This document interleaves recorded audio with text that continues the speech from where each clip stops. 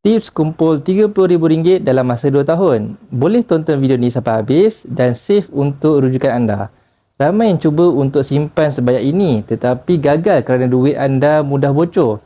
Jadi solusi yang paling mudah, tukarkan kaedah simpan dalam bentuk emas. Untuk bermula, anda boleh daftar akaun bersama Public Gold tanpa sebarang charge. Selepas berdaftar, anda boleh terus menabung dan grab emas di akaun Emas Gap atau Gold Accumulation Program. Anda boleh mulakan simpanan sebanyak RM1,200 sebulan secara konsisten selama 24 bulan atau 2 tahun. Dengan kenaikan harga emas sekitar purata 10% tahun, anda akan dapat sekitar 50 gram emas yang akan bernilai sekitar RM30,000 dalam masa 2 tahun. Dengan RM30,000, anda boleh berkahwin tanpa hutang.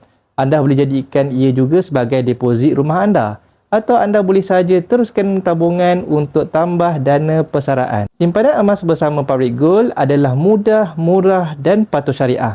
Bagi yang berminat untuk mulakan simpanan emas bersama Public Gold, anda boleh rujuk pin video saya untuk 5 langkah daftar akaun Public Gold dan saya akan bimbing anda dalam cara dan langkah-langkah simpanan emas yang terbaik untuk anda.